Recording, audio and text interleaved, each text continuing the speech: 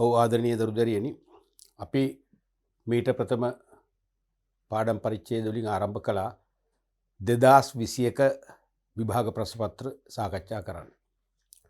ඔබට ඊළඟ විභාගයට පෙර තියෙන ආසන්නම අලුත්ම විභාග ප්‍රශ්නපත්‍රය තමයි 2021. 2021 දෙවන ප්‍රශ්නපත්‍රය අපි සාකච්ඡා කළා. ඒකේ කොටස් දෙකක් තියෙන බව දන්නවනේ. පළවෙනි කොටස, දෙවෙනි කොටස. පළවෙනි කොටසේ ප්‍රශ්න හතරක්ම අපි සාකච්ඡා කළා.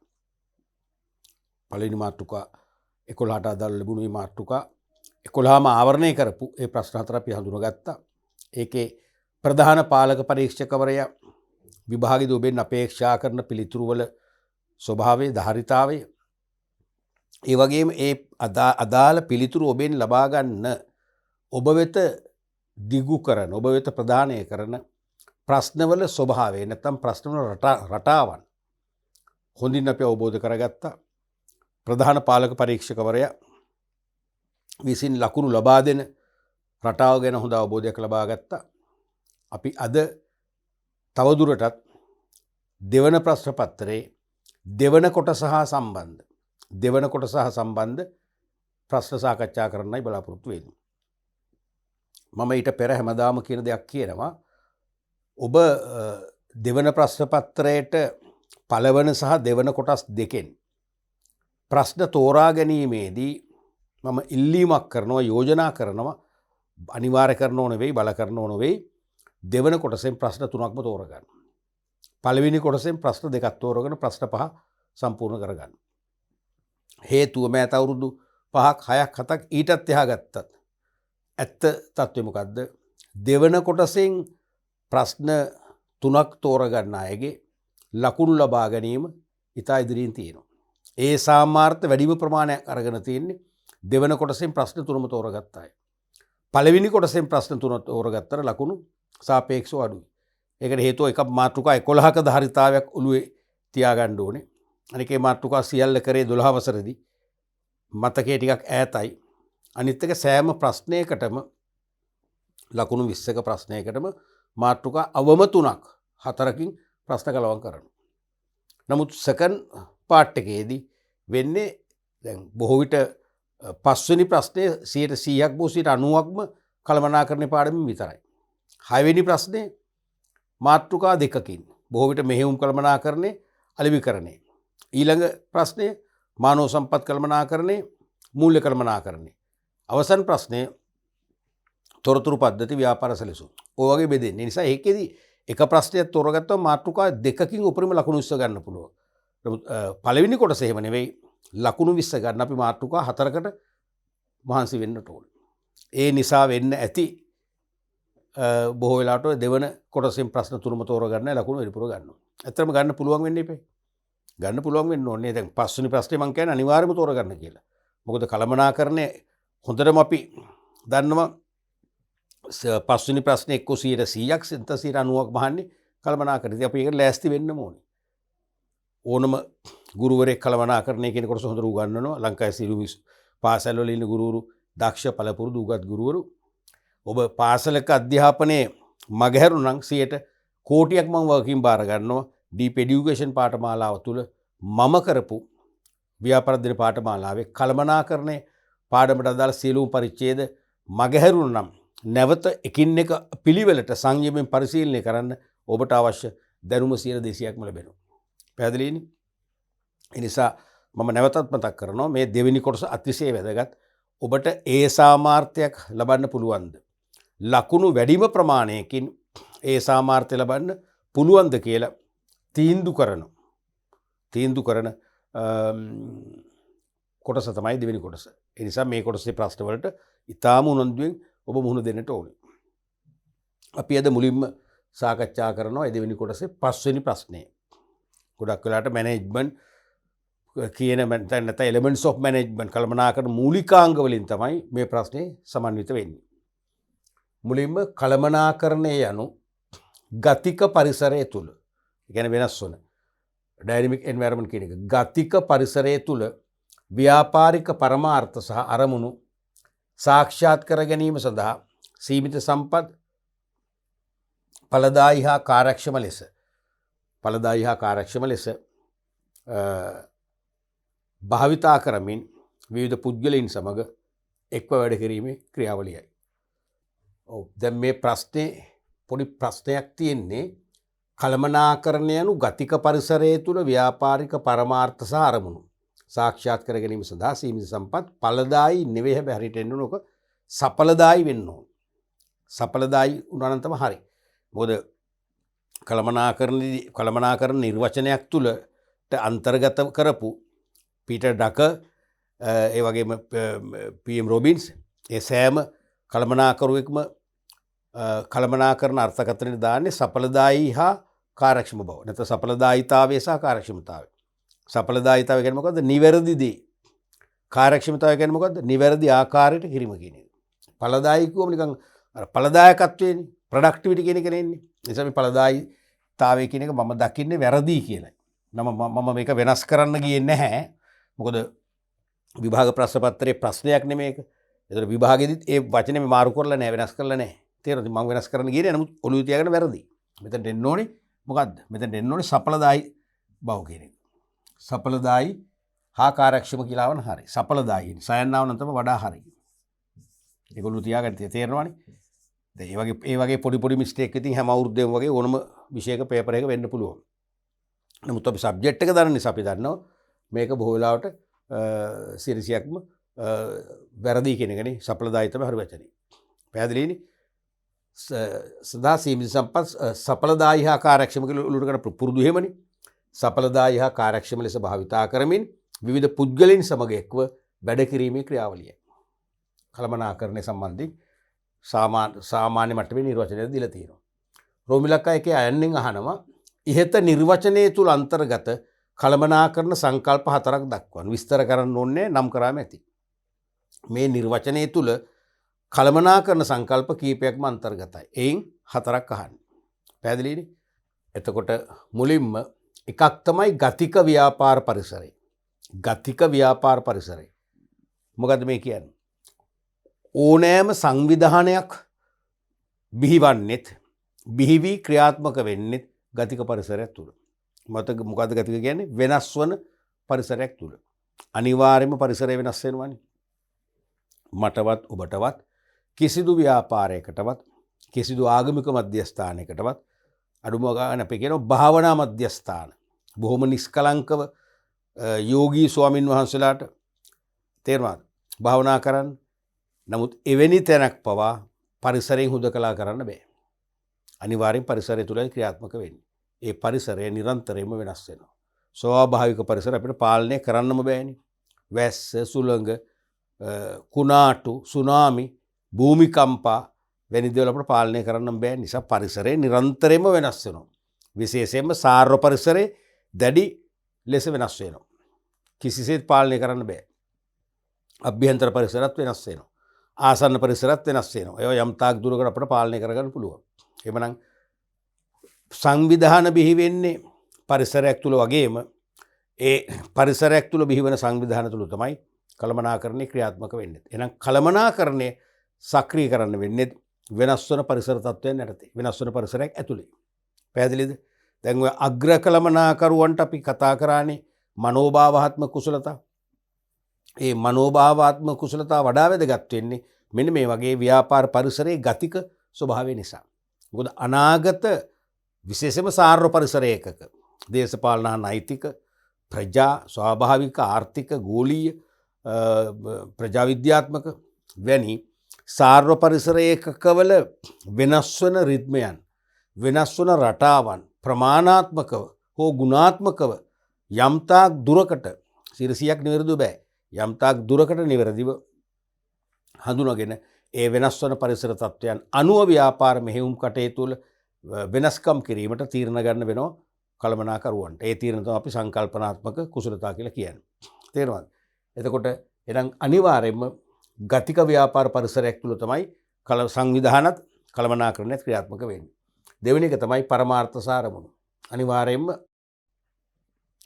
කළමනාකරණ කලට මනාවට වැඩ කරන කළමනාකරණය කලට මනාවට වැඩ කරන මේ ක්‍රියාදාමය ආරම්භ වී සක්‍රිය වෙන්නේ නිශ්චිත අනාගත පරමාර්ථ හා අරමුණු එකක් හෝ කීපයක් ළඟා කර ගැනීමේ අටියෙන්. ඒ කියන්නේ කළමනාකරන ක්‍රියාවලිය හුදකලාවේ ඉබාගාත යන ක්‍රියාවලියක් නොවේ. තේරුණාද? පර්පස්ලි නැත්නම් අරමුණු පෙරදරි කරගෙන අරමුණු සහගතව ක්‍රියාත්මක වෙනවා. මොකද දීර්ඝකාලීනව ළඟා කරගන්න අපේක්ෂිත ප්‍රතිඵල තියෙන ව්‍යාපාරවලට. අපි ඒවනේ පරමාර්ථ කියන්නේ. කෙටි කාලීනව ළඟා කරගන්න අපේක්ෂිත ප්‍රතිඵලක් තියෙනවා. ඒ තමයි අරමුණු කියන්නේ. එහෙනම් ඒ කෙටිකල් දිගුකල් ප්‍රතිඵල නැත්නම් පරමාර්ථ අරමුණු ළඟා කර ගැනීම සඳහා තමයි කළමනාකරණය දියත් කරන්න මොනවාටද? සීමිත සම්පත් හසුරුවන්න. තුන්වෙනි එක තමයි ව්‍යාපාර සම්පත්. අනිවාර්යයෙන්ම ව්‍යාපාර සම්පත් සීමා සහිතයි. ව්‍යාපාර සතු සීමිත සම්පත් කිව්වොත් කමක් නැහැ මෙතනට. වඩා හොඳ එහෙම ලිව්වනම්. තේරෙනවද? ඒක ඔයගොල්ලෝ ලියන්න දැන් මේ මාර්කින් ස්කීම් එක මම නිරන්තරයෙන්ම මතක් කරනවා. ඔබට නෙවෙයි අපිටනේ දීලා තියෙන්නේ. ටීචර්ස්ලට. ගුරුවරුන්ට නැත්නම් පරීක්ෂණයේ දෙන විභාග පිළිතුරු පත්‍ර ඇගීමේ දෙන ඇගීම් ගුරුවරුන්ට ඇගීම් නිලධාරීන්ට දීපු සරල සාරාංශගත ස්කීම් එකක් නේ. ඔබ මේ උත්තර ලස්සන ලියන්න ඕන. ව්‍යාපාර සතු සීමිත සම්පත් තියෙනවා සදා සීමිත සම්පත්. අනිත් එක තමයි මෙතනත් තියෙන මෙතනත් උත්තරේ වරද්දලා තියෙන ඵලදායිතාවය. ඵලදායිතාවය නෙවෙයි සඵලදායිතාවය. මේක වඩා හරිම එක මතක තියාගන්න. සඵලදායිතාවය.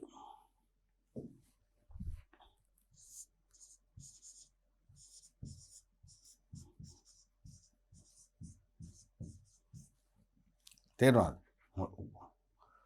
හරිම වචනේ සඵලදායිතාවය. මෙන්න මේ වචනේ තමයි ඔහල්ලා තියෙන්නේ. මම මාක් කරේ. හයිලයිට් කරේ. සඵලදායිතාවය. සඵලදායිතාවය. effectiveness කියන එකනේ effectiveness. ඵලදායිතාවය කොම් productivity. කාර්යක්ෂමතාවය, සඵලදායිතාවය නැත්නම් සඵලදායකත්වය, ඵලදායකත්වය තුනක්නේ. පැහැදිලිවම තුනක්. ඵලදායකත්වය කියන්නේ productivity. සඵලදායකත්වය කියන්නේ effectiveness. කාර්යක්ෂමතාවය කියන්නේ efficiency. කෙලින්ම සංකල්ප තුනක්. මෙතනත් වැරදි හරිද? මම ඉතින් වෙනස් කරන්න ගියේ නැහැ. මොකද කන්ට්‍රෝල් චීෆ් හදපු ස්කීම් එකනේ. අපි තේරුම් ගන්න මොකද මෙතන ඵලදාය ආපු නිසා තමයි යාගේ උලුට එන්නේ නැත්නම් ඵලදායිතාවය කියන්නේ. නමුත් හරි වචනේ සඵලදායිතාවයයි. පැහැදිලිනේ? එතකොට ඒ කියන්නේ මොකද්ද? නිවැරදි දේ. අනිවාර්යයෙන්ම නිවැරදි දේ තමයි දියත් කරන්න ඕන කල්පනාකරණය තුල.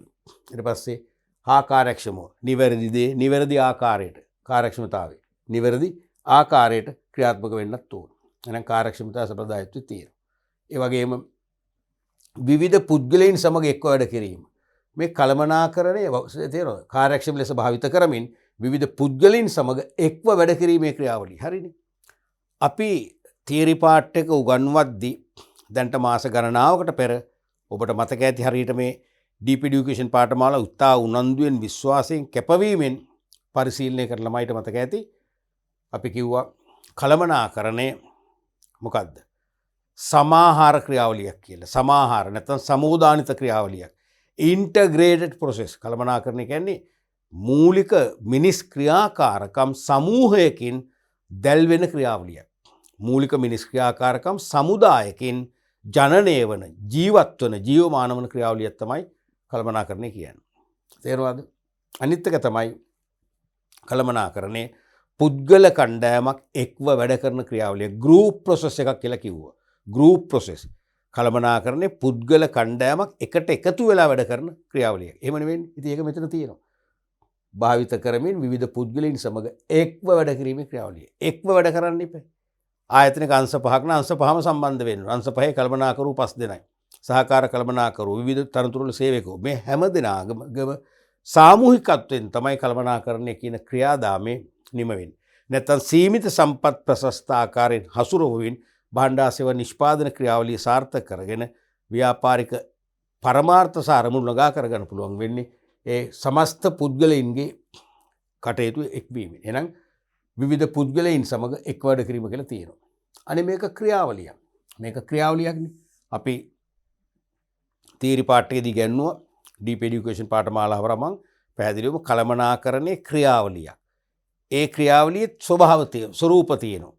තේරුණාද? මේක මානව ක්‍රියාවලියක්. මිනිසා විසින් ඉටු කරන ක්‍රියාවලියක්. මේක සමාහාර ක්‍රියාවලියක්. ඒ කියන්නේ සංකල්ප ගණනාවක එකතුවෙන් ක්‍රියාත්මක වෙන්නේ. අනික මේක ගෲප් ප්‍රොසෙස් එකක්. කණ්ඩායම් ක්‍රියාවලියක්. ඒ කියන්නේ පුද්ගලින් කණ්ඩායමක් විවිධ තනතුරු වල සේවා නියුක්ත වන පුද්ගලින් කීප දෙනෙකු එක්ව වැඩ කරන ක්‍රියාවලියක්. එහෙනම් මේක ගෲප් ප්‍රොසෙස් එකක්. තේරෙනවද? අනික මේක කන්ටිනියස් ප්‍රොසෙස් එකක්. අකණ්ඩ ක්‍රියාවලියක්. ඒ කියන්නේ කළමනාකරණයේ නැවතීමක් නැහැ. නැවතීමේ තිත තියන්න බෑ. සංවිධාන මිනිස් සංවිධාන පවතින්නේ මතු අනාගතේ කොයිතාක් කල්ද ඒ තාක්කල් කළමනාකරණයක් පවතිනු ඇත. සංවිධාන මේ ලෝකෙන් නතර වෙන්නේ කවදාද? කොයි මොහොතේද? එදාට ඒ මොහොතේ කළමනාකරණ නැවතුණු ඇත. එතෙක් නොනවතීමක් නැහැ කියන එකයි මේ කියන්නේ. ඔය වගේ මතකයි කරා මේවට අපි කොහොම උගන්ලා තියෙන්නේ. තේරුණාද? එහෙනම් මේක අනිවාර්යම ක්‍රියාවලියක්. ඒ කියන්නේ එකිනෙකට බැඳුණු සාධක කීපයක සක්‍රියතාවයෙන් තමයි කළමනාකරණ ක්‍රියාත්මක වෙන්නේ. සැලසුම්කරණය, සංවිධානකරණය, මෙහෙයවීම හා පාලනය කියන මේන් එලිමන්ට්ස් මූලික කළමනාකරණ උපාංග හතරක එකතුවක් නිසා අපි ඒකට කියනවා ක්‍රියාවලියක් කියලා. අනික සඵලදායකත්වයි තියෙනවා මෙතන දාලානේ. සඵලදායකත්වය. සඵලදායකත්වය හරි. සඵලදායකත්වය ඒක හරියටම හරි. මෙතන ඵලදායීතාවය තමයි වැරදි. මොකද මේ සඵලදායීතාවය හා කාර්යක්ෂමතාවය කියන දෙකම එකට බැඳුණු සංකල්පනේ. එකම කාසිය දෙපැත්ත වගේ.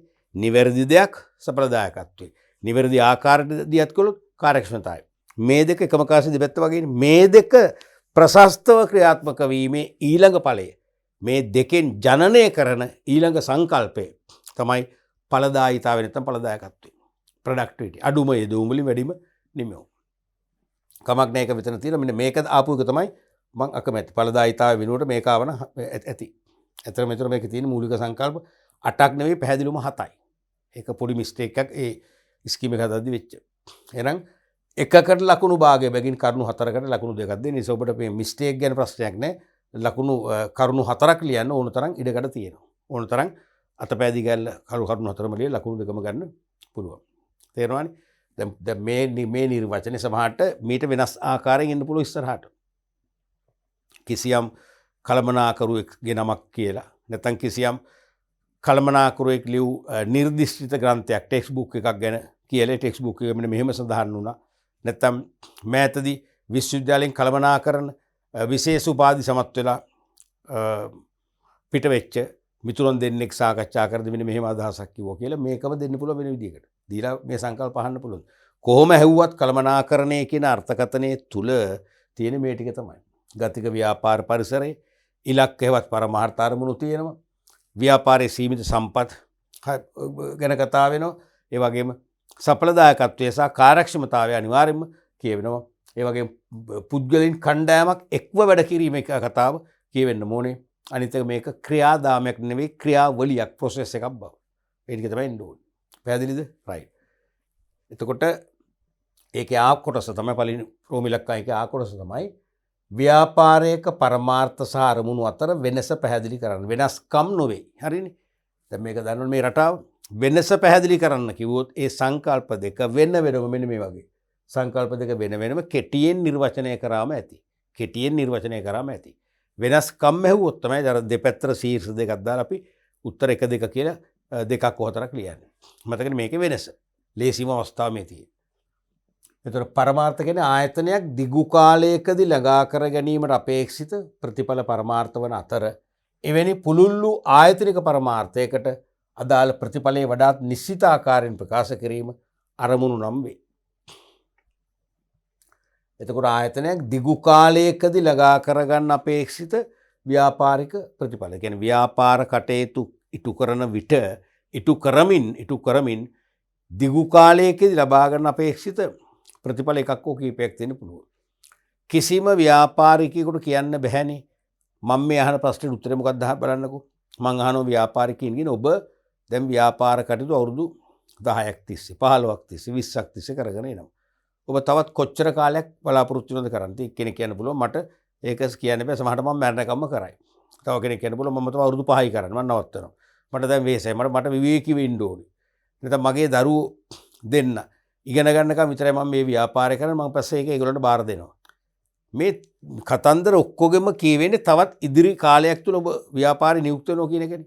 එහෙනම් ඒ දීර්ඝ කාලීනව ව්‍යාපාර කටයුතු කිරීමෙන් ඔබට ළඟා කරගත යුතු අපේක්ෂිත ළඟා කරගෙන අපේක්ෂිත අවශ්‍ය ප්‍රතිඵල එකක් හෝ කීපයක් තියෙනවා.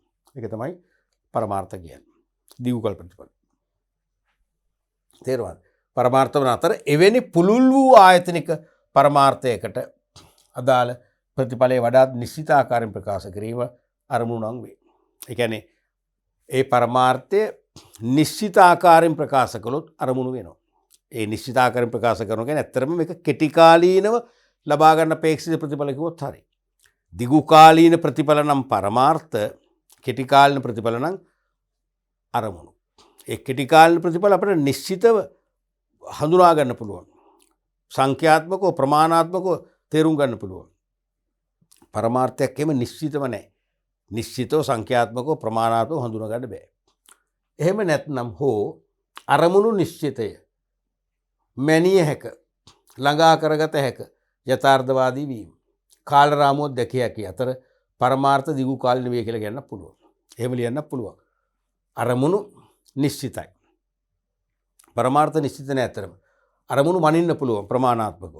පරමාර්ථ මනින්න බෑ. ළඟා කරගන්න පුළුවන්. පරමාර්ථ සමාට සියල්ලම ළඟා කරගන්න බැරි වෙන්න පුළුවන්. යථාර්ථවාදී බව. අරමුණු අපිට ළඟා කරගත හැකි නිසා. ළඟා කරගත හැකි නිසා අනිවාර්යයෙන්ම ඒකේ යථාර්ථවාදී බව පේනවා. කාල රාමුවක් තුල නිශ්චිත කාලයක් පීරියඩ් එකක් තුල ඒව ළඟා කරගන්නත් පුළුවන්. පරමාර්ථ වශයෙන් කාලයක් දෙන්න බෑ, පීරියඩ් එකක් දෙන්න බෑ. තේරුණාද?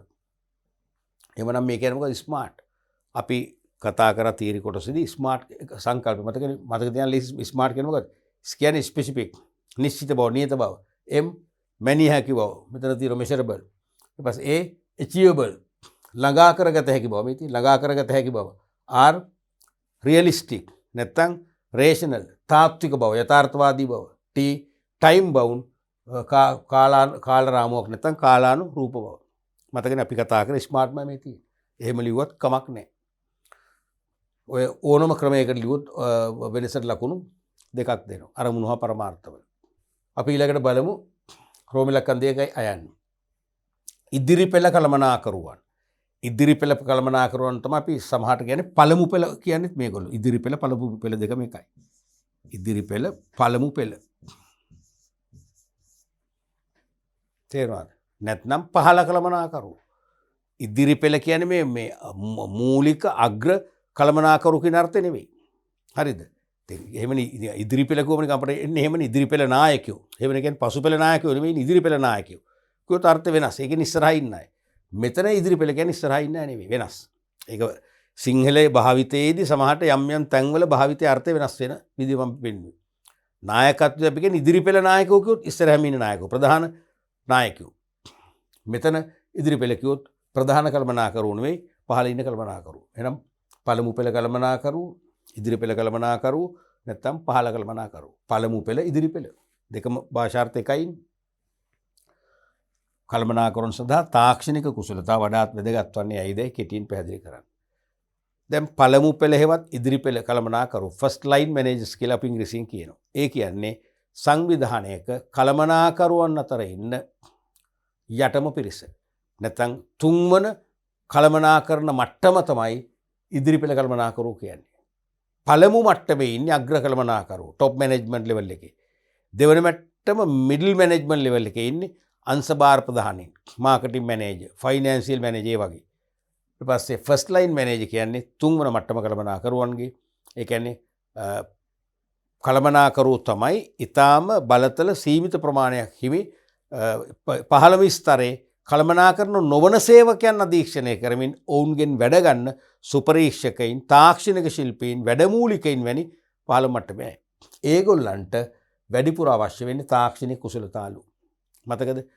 හොඳ කළමනාකරුවෝ දැන් මේ ප්‍රශ්න කියවද්දී දැන් මේ අපිට ගලන්නේ, දැන් මේ මට ඔලුවට ගලන්නේ, ඒ වගේ මේ ප්‍රශ්නෙට අදාළ විෂය කරුණු ඔබට ගලන්න ඕනේ. ඔබේ මනසෙන් එළියට එන්න ඕනේ. තේරුණාද? එහෙම විශේෂ සංකල්ප මේ ප්‍රශ්නේ කියවනකොට ඒ ප්‍රශ්නෙට දාලා විශේෂ සංකල්ප හෝ විෂය කරුණු ඔබට මනසට එන්නේ නැත්නම්, ඔබේ මතක ගබඩාවෙන් එළියට දෙන්නේ නැත්නම් පිළිතුරු ලියන්න බෑ. පැහැදිලිවම බෑ. හැබැයි අපි උගන්වපු විදියට, මම උගන්වපු විදියට අනිවාර්යයෙන්ම ඔබ ඒක දිගින් දිගටම අඛණ්ඩව ඩීප් এডুকেෂන් එකේ පාඨමාලා පරිශීලනය කරා නම්, බිස්නස් ස්ටඩීස් නැත්නම් ව්‍යාපාර අධ්‍යයනයේ පාඩම් පරිච්ඡේද සියල්ල පරිශීලනය කරලා ධාරණය කරගත්තා නම් කිසි කතාවක් නැහැ, කිසිදු වාදයක් නැහැ, සැකයක් නැහැ, මටත් ඔබට සැකයක් නැහැ.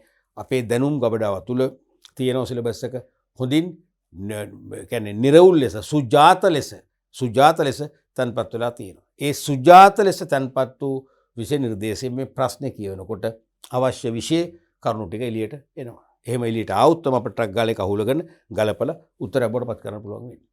තේරෙනවද? එහෙනම් ඉදිරි පෙළ කළමනාකරුවන් සඳහා තාක්ෂණික කුසලතාවකදී ට්‍රක් ගාල උළුට එන්න ඕනේ. වඩා හොඳ කළමනාකරුවෙක් සතුව මූලික ගුණාංග තුනක් තියෙනවා කියලා අපි ඉගෙන ගත්තා. මොනවද ගුණාංග තුන? හොඳ කළමනාකරුවෙක් නම් ඒ තුනම තියෙන්න ඕනේ. දැනුම, කුසලතා, ආකල්ප. මතකයිනේ? දැනුම, කුසලතා, ආකල්ප කියන ගුණාංග තුනම නැත්නම් එයා හොඳ කළමනාකරුවෙක් නෙමෙයි. එහෙනම් දැනුම කියන්නේ ඉගෙන ගැනීමෙන් තමන්ගේ අත්දැකීම් වලින් ලබාගත් විවිධ වූ දැනුම් සම්භාරය. කළමනාකරන දැනුම තියෙන්න ඕන. විශේෂයෙන්ම subject vice. Marketing manager marketing process එක, මාකටිං ටැක්ටික්ස්, උපාය මාර්ග ගැන අනිවාර්යයෙන්ම දැනුමක් තියෙන්න ඕන. කුසලතා කියන්නේ මොකද්ද? කුසලතා කියන්නේ අන් අයට සාපේක්ෂව යම් කෙනෙකුට යම් කාර්යයක් ඉටු කිරීමට හැකි විශේෂඥ භාවය. ඒ කියන්නේ මටත් ඔබටත් යම් සලකා බලන කාර්යයක් කරන්න පුළුවන්. හැබැයි ඔබට වඩා මට එම කාර්ය සාපේක්ෂව වැඩි විශේෂඥතාවයකින් විශාරද බවකින් කරන්න පුළුවන්. ඒ කියන්නේ ඔබට වඩා අඩු කාලයකින් මට කළ හැකි. ඔබට වඩා ගුණාත්මකව මට කළ හැකි. ඔබට වඩා සම්පත් නාස්ති නොකර මට කළ හැකි. සම්පත් චූටි ප්‍රමාණයක් පාවිච්චි කරලා කරන්න පුළුවන්. ඒ නිසාම ඔබට වඩා මට නිෂ්පාදන පිරිවේ අඩු කරගන්න පුළුවන්. ඒ නිසාම ඔබට වඩා මට අඩු මිලකට භාණ්ඩ සපයන්න පුළුවන්. ගුණත්වයෙන් වැඩි භාණ්ඩයක්. තේරෙනවද? මට මාකට් එක ජය ගන්න පුළුවන්. ඒකනේ මේ කියන්නේ. අන්නේ කුසලතා තමයි අන්නේ වෙනි තත්ත්වයක් තමයි කුසලතා කියන්නේ.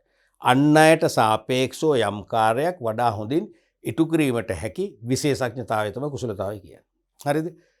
අනික ආකල්ප කියන්නේ ධනාත්මක ආකල්ප.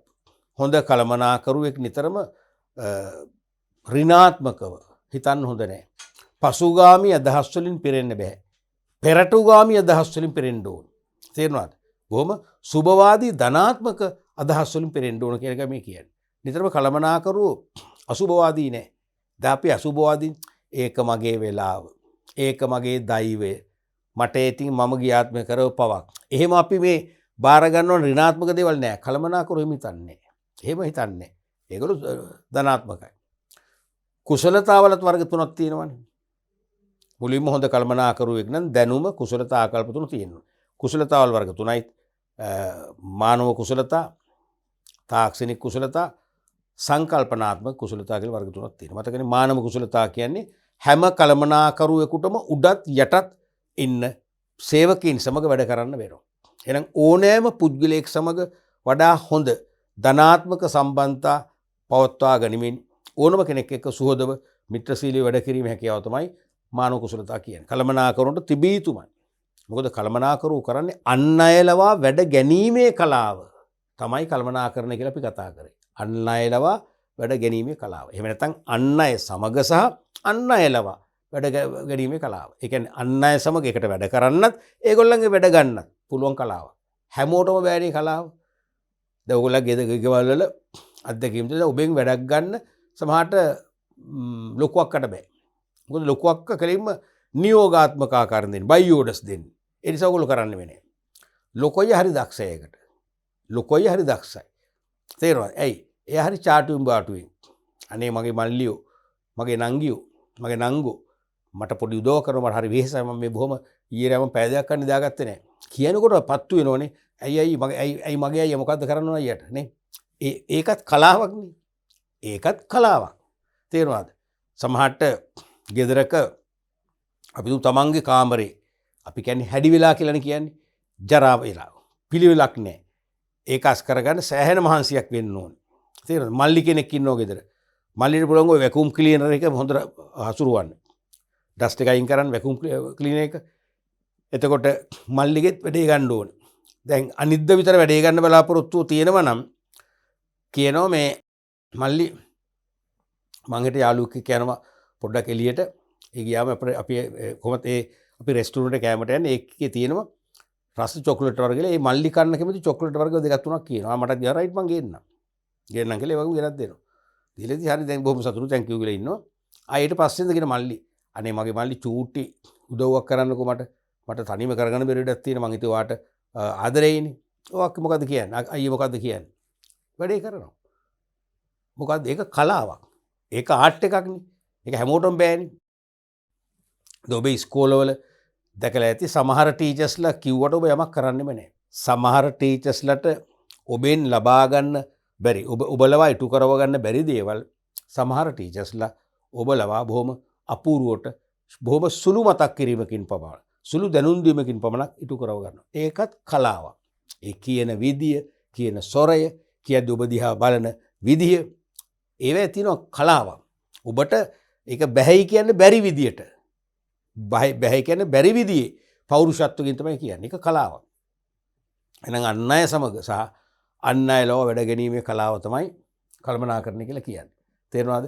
එතකොට එතනදී මානව කුසලතා අනිවාර්යයෙන්ම තියෙන්න ඕනේ. මොකද අන් අය ලව වැඩ ගන්න අන් අය සමග සුහදත්වයෙන් මිත්‍රත්වයෙන් වැඩ කිරීමේ හැකියාව තියෙනවා. මේ මානව කුසලතා තියෙන්නම ඕනේ.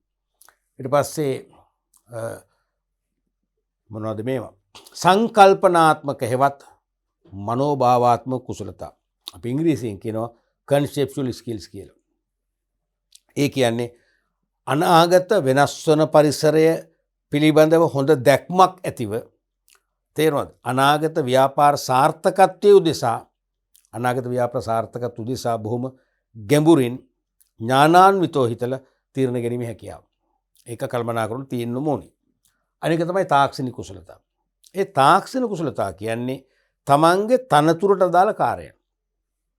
තමන්ගේ තනතුරට අදාළ කාර්යයන් අන් අයට සාපේක්ෂව වඩා හොඳින් ඉටු කිරීමට ඇති දක්ෂතාවය. දැන් පොදුවේ යම් කාර්යයක් අන් අයට සාපේක්ෂව ඉතා හොඳින් ඉටු කරන දක්ෂතාවයක් නම් අපි ඒකට කිව්ව කුසලතාව කියලා. ඒ පොදුවේනේ කියන්නේ. බලන්න මේ සංකල්ප වල දිගහැරෙන විදිය ඔබ සමහරට කියන මේ සංකල්ප එක වගේ පැටලෙනව නෑ, පැටලෙන්නේ නෑ. පොදුවේ කුසලතා කියලා කියන්නේ අන් අයට සාපේක්ෂව කියන්නේ තමන්ගේ මට්ටමේ කළමනාකරන සාපේක්ෂව යම් කාර්යයක් වඩා ඉහළ නිපුණත්වයකින් විශාරද බවකින් ඉටු කරන්න දක්වන දක්ෂතාවය. තාක්ෂණ කුසලතා කියන්නේ තනතුරට අදාළ කාර්යයන්. තනතුරට අදාළ කාර්යයන් ඉටු කිරීමට අන් අයට සාපේක්ෂව මම දක්වන විශේෂඥතාවය තමයි තාක්ෂණ කුසලතා කියන්නේ. එතකොට මේ තාක්ෂණ කුසලතා කියන්නේ සබ්ජෙක්ට් එක. තමන්ගේ තනතුරේ කාර්යභාරය ඉටු කරන්න අවශ්‍ය දැනුම. පැහැදිලිනේ? එහෙනම් ඉදිරි පෙළ නැත්තම් පහළ කළමනාකරුවන් සඳහා තාක්ෂණ කුසලතා වඩාත් වැදගත් වන්නේ ඇයි? ඔක තමයි කිටින් පැහැදිලි කරන්න කියන්නේ. මේවා අග්‍ර කළමනාකරුවන්ට තරම් අවශ්‍ය නැහැ. අග්‍ර කළමනාකරුවන්ට වැඩිපුරම ඕනේ මොනවද? මනෝභාවාත්මක කුසලතා. මනෝභාවාත්මක කුසලතා. තේරුණාද? ඒ වගේම පහළ කළමනාකරුවන් නැත්තම් ඉදිරි පෙළ කළමනාකරුවන් වැඩිපුරම තියෙන තාක්ෂණ කුසලතා. කියන්නේ වැඩ කරන්න අවශ්‍ය දැනුම. බලමුකෝ. ආයතනයේ මෙහෙයුම් සේවකයන් හා පාරිභෝගිකයන් ඍජුවම කටයුතු කරන්නේ ඉදිරි පෙළ කළමනාකරුවන් සමග වන අතර ඔවුන් තීරණ ක්‍රියාත්මක කිරීමේ ක්‍රියාවලියේදී වැඩිපුර සම්බන්ධ වේ. එම නිසා අදාළ කාර්යයන් කිරීමට තාක්ෂණ කුසලතා වැදගත් වේ. පැහැදිලි කිරීමට ලකුණු දෙක සාධාරණයි. පැහැදිලි කිරීම හොඳයි සාපේක්ෂව එකේ. ආයතනයේ මෙහෙයුම් සේවකයන්. ඒ කියන්නේ ඔපරේටිව් එම්ප්ලොයිස්ලා. ඔපරේටිව් එම්ප්ලොයිස් කියන්නේ මෙහෙයුම් සේවකයෝ. මෙහෙයුම් ක්‍රියාවලිය හා සබැඳි වගකීම් යම් යම් තනතුරුක සිට ඉටු කරන නිසා අපි ඒගොල්ලන්ට පොදුවේ කියනවා මෙහෙයුම් සේවකයන් කියලා. බය වෙන්න එපා මෙහෙයුම් සේවකයන් කියනවා. මෙහෙයුම් සේවකයන් කියන්නේ මේ අමුතු මාදිලී සංකල්පයක් නොවේ. තේරුණාද? මෙහෙයුම් ක්‍රියාවලිය හා සබැඳි විවිධ වූ කාර්යභාරයන් ඉටු කරන සේවක හමුදාව තමයි මෙහෙයුම් සේවකයන් කියලා කියන්නේ. එතකොට ආයතනයේ මෙහෙයුම් සේවකයින් හා පාරිභෝගිකයින් තේරුණාද? මෙහෙයුම් සේවකයොත් වඩා සමීප කාටද? ඒ කියන්නේ පහළම සේවකයින් මේගොල්ලන්ටනේ. ෆෝමන් සුපරික්ෂ ඒගොල්ලන්ටනේ. ඒ වගේම පාරිභෝගිකයෝ ගනුදෙනු කරු ඒත් වැඩිපුර සම්බන්ධ මේගොල්ලන්ට. තේරුණාද? අග්‍ර කළමනාකරුවන් නෙවෙයි. මධ්‍ය කළමනාකරුවන් නෙවෙයි. එහෙනම් මෙහෙයුම් සේවකයෝයි මේක හොඳ තේරුම් ගන්න. මෙහෙයුම් සේවකයෝ කියන්නේ මෙහෙයුම් සේවක කියන්නේ පහළම සේවකයෝ. පාරිභෝගිකයෝ හෙවත් ගනුදෙනු කරුවෝයි වැඩිපුරම ඍජුවම කටයුතු කරන්නේ ඉදිරි පෙළ කළමනාකරුවන් සමග. වන අතර ඔවුන් තීරණ ක්‍රියාත්මක කිරීමේ ක්‍රියාවලියේදී වැඩිපුර සම්බන්ධ වේ. තේරෙනවද? එහෙනම් ඒ පාරිභෝගිකෝ සහ මෙහෙයුම් සේවකයෝ අනිවාර්යයෙන්ම තීරණ ක්‍රියාත්මක කිරීමේ ක්‍රියාවලියදී වැඩිපුර සම්බන්ධ වෙනවා. මොකද ඒගොල්ලෝ ඉලක්ක කළා තමයි තීරණ ගන්න වෙන්නේ. එම නිසා අදාළ කාර්යන් කිරීමට තාක්ෂණික කුසලතා වැදගත් වේ. තාක්ෂණික කුසලතා වැදගත් වේ. කියන්නේ එක එක තනතුරු වල ඉන්න අයට තනතුරට පැවරුණු කාර්යයන් ඉටු කරන්න වෙන කාසදාද ගනුදුනුකරුවන් වෙනුවෙන් තමන්ගේ මෙහෙයුම් සේවය ගැන සම්බන්ධ කරගෙන තේරෙනවද? ඒ නිසා තමයි නම් මෙහෙයුම් සේවකයන්ගෙන් ගනුදුනුකරුවන්ට වඩා හොඳ සේවයක් දෙන්න පුළුවන් වන විදියට වැඩ ගන්න පුළුවන් වෙන්නේ තාක්ෂණ කුසලතා තියෙනනම් පමණයි. පැහැදිලිද? ඒ අර්ථය තමයි එන්නට ඕනේ. එහෙනම් පැහැදිලි කිරීමේ ලකුණු දෙකයි. අපි බලමු ඊළඟ ප්‍රශ්නය එකේ ආ කොටස. පහළ කළමනාකරුවන් වෙත බලතල පැවරීමෙන් ආයතනයේ කළමනාකරණයට ලබාගත හැකි ප්‍රතිලාභ හතරක් දක්වන්න. පහළ කළමනාකරුවන් වෙත බලතල පැවරීමෙන් ආයතනයේ කළමනාකරණයට නැත්නම් පාලන පක්ෂයට හිමිකරුවන්ට ගොත් කමන්නේ ව්‍යාපාරයට කියලා මේක අහන්න පුළුවන් ලබාගත හැකි ප්‍රතිලාභ හතරක් දක්වන්න. මේ අහන්න පුළුවන් එකම රටාව නෙවෙයි. මේ කියන්නේ පහළ කළමනාකරුවන් වෙත බලතල පැවරීම කියන එක අහන්න පුළුවන් වෙන විදිහකට කොහොමද? බලතල විමධ්‍යගත කිරීමෙන්. මේ නොකිය කියන්නේ මොකද්ද? බලතල විමධ්‍යගත කිරීම. ඩිසෙන්ට්‍රලයිස් කිරීම. පැවරීමෙන් ආයතනයේ කළමනාකරණයට නැත්නම් ආයතනයේ හිමිකරුවන්ට නැත්නම් ව්‍යාපාරයේ හිමිකරුවන් මෙන්ම කළමනාකරුවන්ට නැත්නම් ආයතනයට නැත්නම් ව්‍යාපාරයට ඔය එකම දේ ඔය අහන්නේ. තේරෙනවද? විවිධ සංකල්ප වලින් ලබා ගන්න පුළුවන් ප්‍රතිලාභ හතරක්. එහෙනම් බලතල විමධ්‍යගත කිරීමේ වාසිය. කොහොමත් බලතල ඉහළ කළමනාකරු එක්කෝ සීමිත අග්‍ර කළමනාකරුන් පිරිසක් අතරඳවාගෙන තීරණ ගන්න එක තරම්ම සාර්ථක නැහැ. දැන් සමහර රටවල ජනාධිපතිවරු ඉන්නවා. ලංකාවේ නැහැ. ලංකාවේ සාපේක්ෂව හොඳ අය ඉන්නේ. සමහර රටවල ජනාධිපතිවරු ඉන්නවා, රාජ්‍ය නායකයෝ ඉන්නවා. තමන්ගේ තනි මතෙත් එක්ක තමයි රට පාලනය කරන්න යන්නේ. මොකද වෙන්නේ? අවසානයේ ලොකු කැරලක් ඇති වෙනවා. මහජන විරෝධයක් ඇති වෙනවා. සමහරට තනතුරු දාලා යන්න වෙනවා. තමන්ගේ රට හැර යන්න වෙනවා. එහෙම නෙවෙන්නේ. තේරුණාද? ඒ වගේ මොකද හේතුවේ තනි මතයට වැඩ කරන්න යාම. නමුත් ඒ බලතල හොඳ ඇමති මණ්ඩලයක් පත් කරලා උගත් පළපුරුදු දක්ෂ රට ගැන හිතන දේශ හිතේසි ඇමති මණ්ඩලයක් පත් කරලා ඒ රාජ්‍ය නායකයා සතු බලතල ඒගොල්ලන්ට බෙදලා දීලා ඒගොල්ලන්ට වැඩ කරන්න දුන්නොත් මොකද වෙන්නේ? අනිවාර්යයෙන්ම රට සංවර්ධනය වෙනවා. ඒ මොකද්ද තනිකර කළමනාකරන න්‍යාය වැඩ කරන්නේ. තේරෙනවද? බලතල විමධ්‍යගත කිරීම. එහෙමනම් පළවෙනි එක තමයි පහළ කළමනාකරුවන් අභිප්‍රේරණය වෙනවාමයි. දැන් පහළ කළමනාකරුවන්ටත් අන්න තීරණ ගන්න බලතල ලැබුණා. දැන් ඒගොල්ලෝ කැමති. මොකද දැන් මම පහළ කළමනාකරුවෙක් වෙලා මට කිසිදු තීරණයක් ගන්න බැරි නම් මම නිකන් සේවකයෙක් වෙනවනේ. මම නිකන් ඔපරේටිව් එම්ප්ලොයි කෙනෙක් වෙනවා. අන් සේවකයන් ගානට වැටෙනවනේ. මටත් තීරණ ගන්න යම් හැකියාව තියෙන්න ඕනේ. එහෙමනම් ඒ නිසා මේගොල්ලෝ මෝටිවේට් වෙනවා. සොකී කැමැත්තෙන් වැඩට පෙළඹෙනවා. හොරකම් කරන්නේ නැහැ. අවංකව වැඩ කරනවා. දෙවෙනි එක තමයි ඉහළ කළමනාකරුවන්ගේ කාර්යභාරය අඩු වීම. නැත්නම් උපාය මාර්ගික තීරණ ගැනීමට වැඩි අවකාශයක් හිමි වීම. ඉහළ කළමනාකරුවන්ගේ කාර්යභාරය අඩු වීම. තේරුණාද? ඒ කියන්නේ ඉහළ කළමනාකරුවන් සියලු තීරණ ගන්නකොට ඒගොල්ලන්ටත් ස්පාසුවක් නැහැ. මානසික ආතතිය වැඩි, ස්ට්‍රෙස් එක වැඩි, පීඩනය වැඩි. තේරුණාද? එහෙනම් උපාය මාර්ගික තීරණ ගන්න ඒගොල්ලන්ට වැඩි අවකාශයක් ලැබෙන්නේ නැහැ. දැන් මේකේ සාමාන්‍ය තීරණ ගන්න පහළ මට්ටම් වලට දුන්නම උපාය මාර්ගික ගැඹුරු තීරණ ගන්න කළමනාකරුවන්ට වැඩි මහන්සියක් කාලයක් කැප කරන්න පුළුවන්. තුන්වෙනි එක තමයි පහළ කළමනාකරුවන්ගේ වෘත්තීය සංවර්ධනයක් ඇතිවීම. දැන් ඇත්තටම රැකියාවේ සංවර්ධනය අපි හැමදෙනාම ප්‍රාර්ථනා කරන දෙයක් නේ.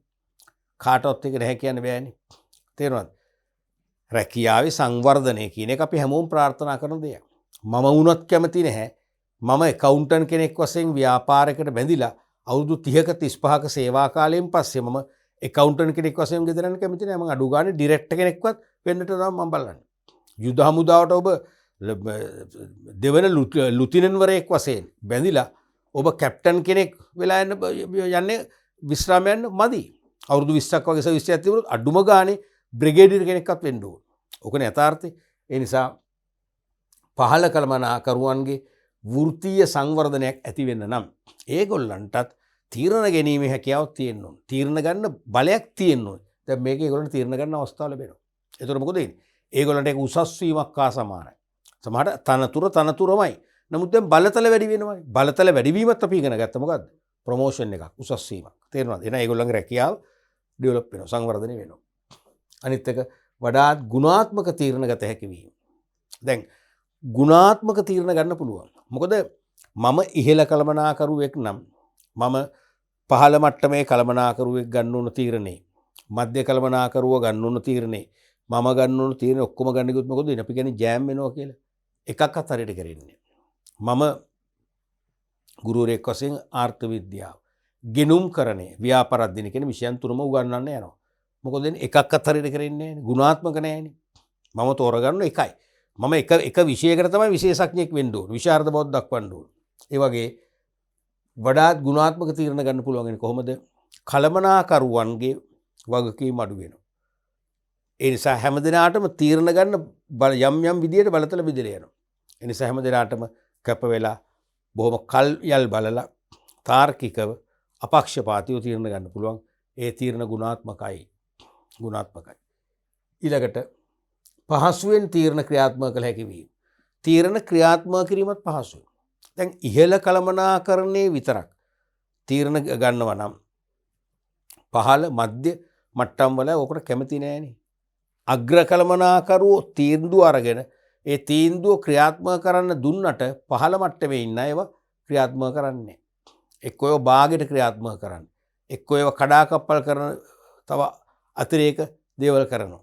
ඇයි? Taman තීරණ ගැනීම ක්‍රියාවලින් ඈත් කරලා Taman හුදකලා කරලා. නමුත් දැන් පහළ මට්ටම් වල අයටත් කළමනාකරණ තීරණ ගන්න අවසර දුන්නොත් ඒගොල්ලෝ හුදකලා නෑනේ. ඒගොල්ලෝ තීරණෝ මේ අපේ ව්‍යාපාරේ. මේ තීරණ ගන්න අපි. දැන් අපටත් පුදුම සැලකිල්ලක් තියෙනවා. අපටත් පුදුම ගෞරවයක් තියෙනවා. අපට තීරණ ගන්න අවස්ථාව දීලා තියෙනවා. අපිත් දැන් කල්පනාකරුවෝ වාගේ එහෙම හැඟීම් එනකොට, බැඳීම් ඇති වෙනකොට, පක්ෂපාතී වෙනකොට එයා අභිප්‍රේරණ විසයකෙක් බවට පත් වෙනවා. එහෙනම් පහසුවෙන් තීරණ ක්‍රියාත්මක කරන්න පුළුවන්. එයා තීරණ කඩාකප්පල් කරන්නේ. ඒ තීරණ දිගටම ක්‍රියාවට නංවනවා. දැන් එයාට හැඟෙන්නේ නැහනේ. එයාව ගණන් ගන්නේ නැහැ. එයාගෙන් කිසිම අදහසක් ගන්න නැහැ කියන්න බෑනේ. එයාට දැන් හැඟෙන්නේ අපෙන් අදහස් අරගෙන තමයි මේ තීන්දුව ගත්තේ. මේ අපේම තීන්දුවක්. බොහොම කැමැත්තෙන් ක්‍රියාත්මක කරනවා. අතරමඟ නතර වෙන්නේ නැහැ. ඊළඟට පහළ කළමනාකරුවන් බලගැන්විය හැකි වීම. එහෙනම් පහළ කළමනාකරුවෝ ටිකක් ජව සම්පන්න, බල සම්පන්න කළමනාකරුවෝ බවට පත් කරන්න පුළුවන්. මෙතෙක් සාමාන්‍ය සේවකයෙක්, මෙහෙයුම් සේවකයෙක් විදිහට අපි කියන්නේ පැත්තකට වෙලා බොහොම සයිලන්ට් එකේ වැඩ කරනවා කියලා එහෙම කෙනාට දැන් එයාට ජව සම්පන්න බවක් එනවා. මොකද එයාට තීරණ ගන්න බලතල තියෙනවා. එයාට පහළ රෑන්ක්ස් වල ඉන්න ඇයට, පහළ තනතුරු වල ඉන්න ඇයට නියෝග දෙන්න පුළුවන්. එහෙනම් එයා බල සම්පන්න පුද්ගලයෙක් බවට පත් වෙනවා. ඊළඟට ඉහළ සහ පහළ කළමනාකරුවන් අතර අන්තර් සබඳතා වර්ධනය වීම. ඉහළ සහ පහළ කළමනාකරුවන් අතර අන්තර් සම්බන්ධතාත් වර්ධනය වෙනවා. මෙතෙක් තිබුණේ නැහැ නේ මේක. ඇයි? මෙතෙක් ඉහළ තීරණ අරගෙන තීරණ පල්ලෙහාට එවුණා. අපි ඒව හරි හෝ වැරදි හෝ හරි වුණත් අපි ක්‍රියාත්මක කරන්න ඕන. ක්‍රියාත්මක කරලා දුර්වලතා ඇතුළත් අපි ඒකටත් වග කියන්න ඕන. නිවැරදි වුණත් අපි ක්‍රියාත්මක කරන්න ඕන. එතරම් සමීප මිත්‍රශීලී සම්බන්ධය ඇති වෙන්නේ නැහැ ඒකදී. මෙතන එහෙම නෙවෙයි. දැන් වඩා මිත්‍රශීලී, සුහදශීලී සම්බන්ධතා ඉහළ කළමනාකරුවන් සමග ඇති කරගන්න පුළුවන්. ඔයගේ හොඳ වාසි 7ක් තියෙනවා. එක් කරුණකට ලකුණු භාගය බැගින් කරුණු 4කට, කියන්නේ වාසි 4කට ලකුණු 2ක් දීලා තියෙනවා. තේරුණාද? මේ ප්‍රශ්නේ නිතරම විභාගයට යොමු වන ප්‍රශ්නයක්, යොමු වෙච්ච ප්‍රශ්නයක්. දැන් 2020 කැහුවානේ. 2022 මේක කොහෙත්ම අහන්නේ නැද්ද? එහෙම කියන්න බෑ. එහෙම තීරණ ගන්න බෑ. විශේෂයෙන් කළමනාකරන පාඩමේදී එහෙම තීරණ ගන්න බෑ. මොකද සමහර ප්‍රශ්න තියෙනවා පිට අවුරුදු 3ක් 4ක් අහපු අවස්ථාවක් තියෙනවා. මේක නැවතත් අහන්න පුළුවන් ඊළඟ අවුරුද්දේ. ඒතර මේකේ බලතල විමධ්‍යගත කිරීම ගැන අපි කතා කරේ. බලතල මධ්‍යගත කිරීමෙත් වාසිය අවශ්‍ය අපි කතා කරා. තේරෙනවද? එහෙමත් විභාගයට අහන්න පුළුවන්. අපි බලමු ඊළඟට රෝමිලක්කන් 3 වෙනි ප්‍රශ්නේ, 5 වෙනි ප්‍රශ්නේ. අයන්න.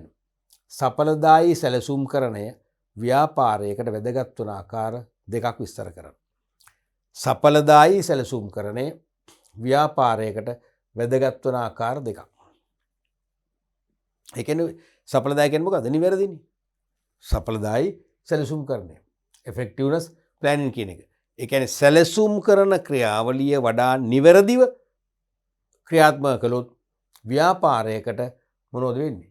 වැදගත් වන ආකාර දෙකක් කියන වාසි දෙකක්.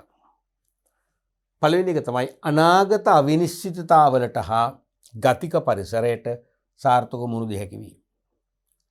දැන් සැලසුම් කරන්නේනේ කළමනාකරණය ආරම්භ වෙන්නේ. තේරෙනවද?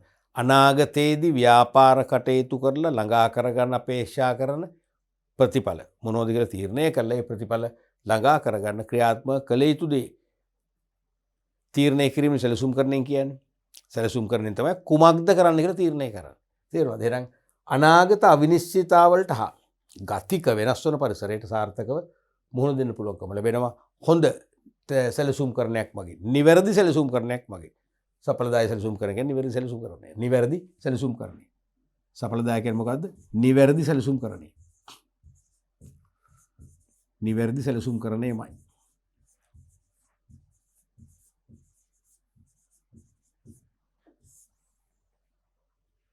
හරිනේ? ඔව්. ඒතර දෙවන ප්‍රතිඵලය තමයි සම්පත් උපරිම කාර්යක්ෂමතාවයෙන් යොදාගත හැකි වීම. දැන් සඵලදායී නැත්නම් නිවැරදි සැලසුම් කරණයක් තියෙනකොට සම්පත් මොකද වෙන්නේ? උපරිම කාර්යක්ෂමතාවයෙන් ක්‍රියාත්මක කරන්න පුළුවන්. දැන් එක්තරා අවස්ථාවක සිවිල් ඉංජිනේරු යාගේ සයිට් එකට ගියාම සයිට් සුපර්විෂන් යනවනේ ගියාම වඩු මහත්මයෙක් ඉල්ලනවා තව ඔලුකට 200ක් 300ක් දෙන්න සර් අපිට අවුරුද්දෙන් ඉස්සෙල්ලා මේක ඉවර කරලා යන්න ඕන කියලා. මෙයා කියනවා නෑ මදි වෙන්න හේතුවක් නෑ අපි දුන්නනේ ඔයාලට හරියට කොන්ට් එක. නෑ සර් මදි වෙනවා කියලා තර්ක කරනවා. ඊපස්සේ හරි සර් හරි ඕක කරන් යන්නකෝ. හදිස්සිය මදි වුණොත් එහෙම අර ඵලයේ තියෙනනේ කියන්නේ බිත්ති වලින් තෙවෙන්නේ ඉස්සරහට ඵලයේ එතනින් අරන් උඩ පුරවන්න කියලා කිව්වා. ඉතින් මේක මට ප්‍රශ්නයක් වුණා මේ සිවිල් ඉංජිනේරු බොහොම හොඳ හිතවත් කෙනෙක්. බොහොම මානව හිතවාදී කෙනෙක්. අච්චර අර වඩු කාර්මික මහත්මයා කියද්දි මේක උළු මදි වෙනවා කියලා ඇයි මේක දුන්නේ නැත්තේ? මෙයාගේ අතින් යන නෙවෙයි සල්ලි. එයාගේ කස්ටමර්ගෙන් සල්ලි ගන්න තියෙන්නේ. ඕක මම හොඳට මතක තියාගෙන මම සති දෙකක් තුනක් ගිහිල්ලා ඇහුවා. මම යට කියන අයියා කියලා කියන්නේ. අයියා මොකද අර එදා අර කාපෙන්ටර්ගේ ආගියුමන්ට් එක මොන පිස්සුද මල්ලි උළු කඩ දෙකක් ඉතුරුනා කිව්වා. මදි උන්නේ නැහැ කිව්වා. අන්න සැලසුම් කරන්නේ. අන්න නිවැරදි සැලසුම් කරන්නේ. දැන් වඩු කාර්මිකයා ඉල්ලපු විදිහට උළු කඩ දුන්නා මොකද නාස්ති වෙනවා. සමහරට මේගොල්ලෝ යනකොට ඒගොල්ලෝ ඒක විකුණගෙන තියෙන්නේ. නිවැරදි සැලසුම් කරන්නේ මොකද එන්නේ සම්පත් හරියටම හැන්ඩල් කරනවා. ඒක තමයි මේ දෙවෙනි එකෙන් කියන්නේ. තේරෙනවද? තුන්වෙනි එක තමයි පාලනයට පහසුකම් සැලසීම. දැන් සැලසුම් කරණයෙන් තියෙන අපේක්ෂිත තත්ත්වයනේ. ඒතර අපේක්ෂිත තත්ත්වයට එක්ක සත්‍ය තත්ත්වය මොකද වෙන්නේ? සසඳන්න පුළුවන්. සංසන්දනය කරලා අඩුපාඩු හොයාගෙන නිවැරදි කරන්න පුළුවන්. සැලසුම් කරණයක් හෝ සැලැස්මක් නැත්නම් මොකක් එකද සසඳන්නේ? සසඳන්නේ නැහැ. අපි හිතනවා මේක තමයි ක්‍රමය. නමුත් වැරදුනාම බංකොලොත් වුණාම තමයි දන්නේ අපි ආයෙ වැරදි මාර්ගය කියලා. එහෙනම් පාලනයක් කරන්න බෑ. මේකෙදි පාලනේ පහසුයි. ඊළඟට කළමනාකරුවන්ට අනාගතය ගැන සිතීමට අවස්ථාව සලසනවා. සැලසුම් කරණයේ අවසාන ප්‍රතිඵලය වශයෙන් බිහි කරන සැලැස්ම මගින් කළමනාකරුවන්ට හොඳින් අනාගතය ගැන සිතන්නට මඟ පාදනවා. ඒගොල්ලෝ සැලැස්ම අතර අරන් තමයි දකින්න රයිට්. අපි එහෙනම් ඊළඟ ස්ටෙප් එක කොහොමද කරන්න ඕනේ? ඊළඟට සාර්ව පරිසරයේ මේ වගේ වෙනස්කම් ඇති විය හැකි. එහෙම වෙනස්කම් ඇති වුණොත් අපි මේ සැලැස්ම නම්‍යශීලී ලෙස අපිට ඕන විදියට ගලපා ගන්න කොහොමද? අන්න අනාගතය ගැන හොඳට හිතන්න පුළුවන් වෙනවා. සැලසුම් කරණයක් නැති වුණත් කළමනාකරුවන්ට අනාගතය ගැන හිතන්න පුළුවන්. නමුත් අපේක්ෂිත ඉලක්කයෙන්ම තේරෙනවද? අපේක්ෂිත අවසානයකින් හිතන්න බෑ.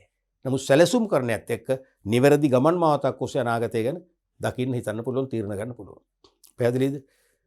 ඊළඟට පස්වෙනි එක. අනෙකුත් කළමනාකරණ කාර්යයන්ට මඟ පෙන්වීම හා සම්බන්ධීකරණය කිරීම. අනෙකුත් කළමනාකරණ කාර්යයන්ටත් මඟ පෙන්වන්නේ මොකෙන්ද? සැලසුම් කරණය. මොකද මැනේජ්මන්ට් පටන් ගන්න ප්ලෑනින් එකකින්. එහෙනම් සැලසුම් කරණයෙන් තමයි සංවිධානකරණය, මෙහෙයවීම, පාලනකරණය කියන කළමනාකරණ මූලිකාංග වලට මඟ පෙන්වන නිසා අනිවාර්යයෙන්ම සඵලදායී සැලසුම් කරණයක් ව්‍යාපාරයට වැදගත් වෙනවා. මොකද සමස්ත කළමනාකරණේ නිර්වද්‍යතාවය, සමස්ත කළමනාකරණේ නිවැරදි සක්‍රියතාවය රැක දෙන්නේ ඒකට ජීවය දෙන්නේ කොහෙන්ද? සඵලදායී සැලසුම් කරණයක් මගින්. ඊළඟට ආයතනයේ අඛණ්ඩ පැවැත්ම හා වර්ධනය තහවුරු කරන්න පුළුවන්. අනිවාර්යයෙන්ම ආයතනයේ වැටෙන්නේ නැහැ. ආයතනයේ පසුගාමී වෙන්නේ නැහැ. තේරෙනවද? අනිවාර්යයෙන්ම ආයතනයේ අඛණ්ඩ පැවැත්ම ඒ වගේම දිනෙන් දින වර්ධනය කර ගැනීමේ හැකියාව ජනනය කරන්නේත් මොකෙන්ද? සඵලදායී සැලසුම් කරණයක් මගින්. ඊළඟට වර්තමාන හා අනාගත තරංකාරීත්වය ඇගීම. වර්තමාන තරංකාරීත්වයත් අනාගතයේදී මුහුණ දීමට අපේක්ෂිත. අපි ඒකට කියන්නේ මොකද්ද? විභවනේ. විභව තරංකාරීත්වයත් හොඳට ඇගීම් කරගන්න පුළුවන් සැලසුම් කරණයෙන් බිහි කරන සැලැස්ම භාවිතා කිරීම මගින්. සැලැස්ම ඇගීම මගින්, සැලැස්ම විශ්ලේෂණය කිරීම මගින් අනිවාර්යයෙන්ම තරංගයට මුහුණ දෙන්නේ කොහොමද කියලා වඩා හොඳ නිවැරදි ස්ථාවරයකට එන්න කළමනාකරුවන්ට ඊටාම පහසු කෙටි මාර්ග හඳුනා ගන්න පුළුවන්කම ලැබෙනවා. ඊළඟට වෙනත් පාර්ශව දිරිගැන්වීමට. වෙනත් පාර්ශ්ව කියන්නේ කවුද? විශේෂයෙන්ම සේවකයින්. පහළ මට්ටම්වල සේවකයින්, ඒ වගේම සැපෙවුම්කරුවන්. සැපෙවුම්කරුවන්ට පවා හොඳ සැලසුම් කරණයක් ඇතුව ඊටාම කාර්යක්ෂමව ව්‍යාපාර කටයුතු කරනවා දැක්කම ඉන්න එහාට දෙයක් නැහැ. ඒ සැපෙවුම්කරුවෝ බැඳෙනවා, බද්ධ වෙනවා මේ ව්‍යාපාරයෙන්. විශ්වාසයෙන් තමන්ගේ අමුද්‍රව්‍ය නිමි භාණ්ඩ ණයට සපයනවා. ගනුදෙනුකරුවෝ සැලසුම් සහගත ව්‍යාපාරයක් එක්ක ගනුදෙනු කරන්න වඩාත්ම කැමතියි. තේරෙනවද? එහෙනම් ඒකයි මේ කියන්නේ වෙනත් පාර්ශ්වයන් පවා දිරිගැන්වීම තුළින් සමස්ත ව්‍යාපාරය. මොකද සමස්ත ව්‍යාපාරය විජිලන්ට් බිස්නස් එකක්. නැත්නම් පිපිදුණු ව්‍යාපාරයක් බවට පත් කරන්න අනිවාර්යයෙන්ම සඵලදායී සැලසුම් කරන්නේ දායක වෙනවා. මෙන්න මේ වගේ එක් කරුණකට ලකුණු එක බැගින් කරුණු දෙකකට ලකුණු දෙකක් ගන්න පුළුවන්. උතර ඕන තරම් කරුණු තියෙනවා. මේ 8ක්නේ. 8ක් නෙවෙයි. මේකට පුළුවන් තව 18ක් එකතු කරන්න පුළුවන්. මේ මූලිකයට හොඳටම ඇති මේ 8න් දෙකක්. ඒ ප්‍රශ්නයක කොටසක් නිසා. රෝම ඉලක්කම් 3ක අයන්න නිසා. නමුත් අයන්න නැතුව මේක රෝම ඉලක්කම් 3 වශයෙන් සම්පූර්ණ ප්‍රශ්නයක් આવන මොකද? අනිවාර්යයෙන්ම කරුණු 4ක් අවශ්‍යයි. ලකුණු උතර 4ක් ලැබෙනවා කරුණකට ලකුණක බැගින්. එහෙනම් එහෙම ඇහුවොත් මේකට මේ උත්තර ප්‍රමාණවත්. පැහැදිලි නේද? රයිට්. අපි ඊළඟ ප්‍රශ්නේ බලමු. ඒක ආ කොටස කළමනාකරුවෙකුට බලය ලැබෙන මූලාශ්‍ර 4ක් නම් කරන්න. කළමනාකරුවෙකුට බලය ලැබෙන මූලාශ්‍ර 4ක් නම් කරන්න. එක් කරුණකට භාගයේ බැගින් මූලාශ්‍ර 4ට ලකුණු 2ක් ලැබෙන බව දන්නවනේ. පොදු ප්‍රශ්නයේ කොටසක්නේ. එතකොට මතකනේ බලය කියනකොට මතක් කරන අපි කළමනාකරන පාඩම එකකේදී අපි කළමනාකරුවන් විග්‍රහ කිරීමේදී කළමනාකරුවන් සතු අධිකාරිය සහ බලය ගැන පැහැදිලි කිරීමක් කළා. අධිකාරියයි බලයයි සමීප, ඒ වගේම එකිනෙකට සමහරට වෙනස හඳුනා ගන්න එකවර අපහසු තරම් ළඟම සංකල්ප දෙකක්. අධිකාරිය නැත්තම් බලතල දෙකම එකයි. කියන්නේ ඔතොරිටි. ඉංග්‍රීසියෙන් කියන ඔතොරිටි. අධිකාරිය එක්ක බලතල. ඒක වෙනයි. ඒ අධිකාරිය කියන්නේ කිසියම් තනතුරකට පත්වන කළමනාකරුවෙකුට තනතුර අනුව ඉටු කිරීමට හිමිකමක් ලැබෙන හිමිකම් සමූහයක් තමයි බලතල කියන්නේ. තනතුර නැත්තම් ඒ හිමිකම් ලැබෙන්නේ නැහැ. නමුත් බලය the power කියන එක, බලය කියන එක අධිකාරියට වඩා පුළුල්. බලය යනු අධිකාරිය ඉක්මවා ගිය කළමනාකරුවන්ට ක්‍රියාවට නැංවිය හැකි හිමිකම් සමූහයක්. අධිකාරියට වඩා නැත්නම් අධිකාරිය ඉක්මවන කළමනාකරුවෙකුට තීරණ ගැනීමට ලැබෙන හිමිකම් සමූහයක් තමයි බලය කියන්නේ. අධිකාරියට වඩා බලය පුළුල්. බලය ලැබෙන ක්‍රම කීපයක් තියෙන. එකක් තමයි අධිකාරී බලය. ඔතොරිටි පවර් කියන එක. අධිකාරී බලය කියන්නේ තනතුරු අනුව ලැබෙන බලය. දැන් යම් තනතුරකට පත්වන කෙනාටත් තීරණ ගන්න පුළුවන්. දැන් ප්‍රධාන ගණකාධිකාරී කියන තනතුරට යම් කෙනෙක් පත් වුණාම එයාට මුදල් වැය කිරීම සම්බන්ධ තීරණ ගන්න බලයක් තියෙනවා. යම් කළමනාකරුවෙක් ඉල්ලනවා සංග්‍රහ වියදම් වලට ටිකක් වැඩි මුදලක්. චීෆ් ඇකවුන්ටන්ට් පුළුවන් ඒක කපහරින්න.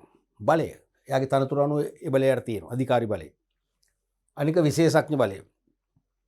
ඒ කියන්නේ එයා යම්කිසි විශේෂේෂ්ඨයක් පිළිබඳ විශේෂඥතාවයක් දක්වනවා නම්, විශේෂ නිපුණත්වයක් දක්වනවා නම් ඒ නිසා මෙයාට බලයක් තියෙනවා. එයාගේ විශේෂ නිපුණත්වය කවුරුත් විවාදයට භාජනය කරන්නේ නැහැ. තේරුණාද? ඒ විශේෂඥතාවයත් එක්ක කවුරුත් එක්ක හැප්පෙන්නේ නැහැ. එයා ගන්න තීරණයට හිස නමනවා. ඒක තමයි විශේෂඥ බලය කියන්නේ. අනික ත්‍යාග දීම සඳහා ඇති බලය. සමහර කළමනාකරුවන්ට යම් පාර්ශවයන්ට, ගනුදෙනුකරුවන්ට, පිටස්තර පුද්ගලයන්ට, පාසල් දරුවන්ට ආදී වශයෙන් යම් ත්‍යාග පිරිනමන්න, ඒ ත්‍යාගයේ මූල්‍යමය අගය තීරණය කරන්න, ත්‍යාග ප්‍රමාණය කී දෙනෙකුට දෙනවද තීරණය කරන්න බලයක් නැහැ. ඇතැම් අයට තියෙනවා. ඒකත් විශේෂ බලයක් කළමනාකරුවෙක් ලබනවා. ඊළඟට දඬුවම් දීමට ඇති බලය. සෑම කළමනාකරුවෙකුටම සේවකයින්ට දඬුවම් දීමේ බලයක් නැහැ. සමහර කළමනාකරුවන්ට ඒ බලය දීලා තියෙනවා. තේරුණාද? ඒතර සේවකයන් මාරු කිරීමේ තීරණයක් ගන්න, නැත්නම් උසස් වීමක් නතර කරන්න තීරණයක් ගන්න, උසස් වීම නැත්නම් කල් දමන්න, එහෙම නැත්නම් ශ්‍රේණි පහළ දාන්න, ඩිමෝට් කරන්න. තේරුණාද? ඒ වගේ දඬුවම් දීමට බලයක් තියෙනවා. ඒක තමයි ඒ විනයානුකූල ක්‍රියාමාර්ග ගැනීම සඳහා තීරණ ගන්න බලයක් තියෙනවා. ඒක තමයි දඬුවම් දීමට තියෙන බලය කියන්නේ. ඊළඟට බලපෑම් කිරීමේ බලය. යම් යම් තමන් යට තියෙන සහකරුවන් අපි කියනවා සබෝඩිනේට්ලා කියලා ඉංග්‍රීසියෙන්. තමන් යට තියෙන යම් යම් සහකරුවන්ගේ ක්‍රියාවන්ට නැත්තම් ඒගොල්ලන්ගේ රැකියාවේ ක්‍රියාවන් ඒගොල්ලෝ කාර්යක්ෂමව ඉටු කරන්නේ නැත්නම් කාර්යක්ෂම ඉටු කරව ගැනීම සඳහා බලපෑම් කරන්න පුළුවන්. ඒකත් බලයක්. අනික පෞරුෂත්ව බලය. ඒ කියන්නේ ඔබ දන්නවා පෞරුෂත්වයට නිශ්චිත අර්ථකථනයක් නැහැ. පුද්ගලයන්ගේ මනා පෙනුම උසමහත සාමාන්‍යයෙන් අපි සාමාන්‍ය ජීවිතයේදී පෞරුෂත්වය කියන උසමහත. උසමහත කෙනෙක් නම් අපි කියනවා එයාට මාර පර්සනැලිටි එකක් තියෙනවා. කෙසඟ චූටි ශරීරයක් නම් පර්සනැලිටි එකක් නැහැ. නමුත් ඒ කෙසඟ චූටි ශරීරයක් තියෙන කෙනාගෙත් පෞරුෂත්වයක් තියෙන්න පුළුවන්. එයාට භාෂා 7ක් 8ක් කතා කරන්න පුළුවන්, ලියන්න පුළුවන්. තේරෙනවද? එයාට විශේෂේෂ්ඨ 3ක උපාධි 3ක් තියෙනවා. ඒ කියන්නේ ඉංජිනේරු වෘත්තිය, ගණකාධිකාරී වෘත්තිය, සමාජ විද්‍යා වෘත්තිය. ශ්‍රේෂ්ඨ 3ක්. එහෙනම් ඒ මගිනුත් මොකද වෙන්නේ? එයාට ලොකු පෞරුෂත්වයක් ඇති වෙනවා. තේරෙනවද? එයාට ප්‍රශ්න निराකරණය කිරීමට බොහොම උපන් හපන්කමක් තියෙනවා. ඕනෑම සංකීර්ණ ගැටලුවක් බොහොම ක්ෂණිකව කෙටි කාලයක් තුළ ස්ථිරසාර කාටත් පිළිගත යුතු වන ප්‍රතික්ෂේප කර නොහැකි වන විසඳුම් දීලා විසඳන්න පුළුවන් නම් ඒකත් එයාගේ පෞරුෂත්වය. තේරුණාද? ඒ වගේ ඒ පෞරුෂත්ව බලය ආදී විවිධ ආකාරයෙන් බලය ලැබෙන ක්‍රම තියෙනවා. ඒයින් ක්‍රම 4ක් ලිව්වන ලකුණු 2ක් ලබා ගන්න පුළුවන්. ඊළඟට රෝම ඉලක්කම් 4 තිලක්ෂිගේ ව්‍යාපාරය හා සම්බන්ධව පහත තොරතුරු දී ඇත. තිලක්ෂිගේ ව්‍යාපාරය හා සම්බන්ධව පහත තොරතුරු දී ඇත. උපරිම ද්‍රව්‍ය පරිභෝජනය දිනකට ඒකක 200යි. උපරිම ද්‍රව්‍ය පරිභෝජනය කියන්නේ මොකද්ද? දිනකට කම්හලක නම් අමුද්‍රව්‍ය කොච්චර ඒකක ප්‍රමාණයක් නිෂ්පාදනය සඳහා යොදා ගන්නවද? නිමි භාණ්ඩ නම් වෙළඳ සැලක නම් නිමි භාණ්ඩ නම් දිනකට කොච්චර අලිවි කරන්න භාවිතා කරනවද? ඒක තමයි ද්‍රව්‍ය පරිභෝජනය කියන්නේ. උපරිම 200යි. අවම ද්‍රව්‍ය පරිභෝජනය අඩුම ගානේ පාවිච්චි වෙන එක ඒ වගේම ඒකක 120යි. අමුද්‍රව්‍ය වේවා නිමි භාණ්ඩ වේවා. ඊළඟට යලි ඇනවුම් කිරීමේ කාලය අවම දින 10ක් හා උපරිම දින 12ක්.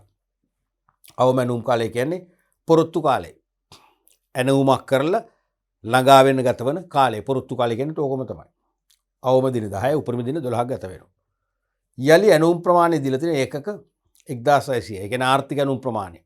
එක්වරකට තොග සම්බන්ධ පිරිවේ අවම වන පරිදි සහ තොග යල්පැනීම් හා නැශ වීම අවම වන පරිදි එක්වරකට ඇනවුම් කළ යුතුයයි. කළමනාකරණය තීරණය කරති හොඳම ඒකක ප්‍රමාණය තමයි ප්‍රශස්ත ඒකක ප්‍රමාණය තමයි 1600. 1600ට වැඩි වුණොත් තොග අතිරික්තත ඇති වෙලා පාඩු ඇති වෙන්න පුළුවන්. 1600ට වඩා අඩුවෙන් ඇනවුම් කළොත් මොකද වෙන්නේ? තොග ඌනතා නිසා අලාභහානි වලට මුහුණ දෙන්න පුළුවන්. නිසා හොඳම තොග ඌනතා සහ අතිරික්තතා වලින් තොරව ඌනතා සහ අතිරික්තතා මගින් ඇතිවිය හැකි පාඩු බැහැර කරගන්න එකවරකට ඇනවුම් කළ යුතු ප්‍රමාණය තමයි 1600ක් කියන්නේ. තේරෙනවනේ? ඒතර මේකෙන් බලමු අපි අහන්නේ මොනවද කියලා. පහත් දෑ ගන්නේ කරන්න. යලි ඇනවුම් මට්ටම, අවම තොග මට්ටම, උපරිම තොග මට්ටම, සාමාන්‍ය තොගය. එතකොට මේ හැම එකටම ලකුණු එක බැගින් ලකුණු 4ක් දීලා තියෙනවා. පැහැදිලිව කියලා තියෙනවා සූත්‍රයට නොව පිළිතුරට ලකුණු දෙන්න. මේ පිළිතුර ලියවන ලකුණු දුන්නා. ඒ කියන්නේ අපි මේ පිළිතුර ඔබට සමහරට ළඟින් ළමයෙක්ගෙන් දැක්කම ඒක කොපි කරලා ලකුණු ගන්න පුළුවන්. නමුත් මේ වාසිය, මේ සහනය ඔබ හැමදාම අපේක්ෂා කරන්න එපා. තේරුණාද? දැන් මේකේ කියපු නිසා කිසි ප්‍රශ්නයක් නැහැ. කොහොම හරි කටුකොලයක හරි ලියලා මනසින් හරි හදලා තේරුණාද? උත්තරේ දෙන්නම ඇති. නමුත් සාමාන්‍ය 90%ක් මෙන්නේ ඔහොම නෙවෙයි. සූත්‍රයේ ලියලා ඒකට ආදේශ කරලා උත්තරේ ගන්න වෙනවා. මොකද සමහර මාකින් ස්කීම් වල තියෙනවා පිළිතුර පමණක් නම් ලකුණු භාගයයි පිළිතුර ගණනය කර ඇති ආකාරය. ඒ කියන්නේ සූත්‍රයේ ලියලා සූත්‍රයට ආදේශ කරලා ගණනය කර ඇති ආකාරයේ සහිත පිළිතුරක් නම් ලකුණු 1යි කියන එක පැහැදිලිවම දීලා තියෙනවා. අපි නිසා නිතරම අර විචක්ෂණ සංකල්පයේ ප්‍රූඩන්සි කන්සෙප්ට් එක අනුව වාසියට වඩා වාසිය ගැන හිතලා පුරුදු වෙන්න ඕනේ සූත්‍රයත් එක්කම ලියන්න. දැන් මේක ලියන්න අවශ්‍ය නැහැ. පැහැදිලිද? මම මේ මතක් කරේ ඉදිරියේ වෙනුවෙන්. දැන් නිදසුනක් වශයෙන් යලි ඇනුම් මට්ටම කොහොමද ගණනය කරන්නේ? යලි ඇනුම් මට්ටම ගණනය කරන්නේ උපරිම ද්‍රව්‍ය පරිභෝජනයයි උපරිම පමා කාලයයි වැඩි කරලා. උපරිම ද්‍රව්‍ය පරිභෝජනය වැඩි කරන උපරිම පමා කාලය. තේරුණාද? උදාහරණයක් වශයෙන් උපරිම ද්‍රව්‍ය පරිභෝජනය දිනකට ඒකක 200යි. උපරිම පමා කාලය නැත්තම් ඇනවුම් කාලය. උපරිම පමා කාලය කියන්නේ මේකමයි ආ.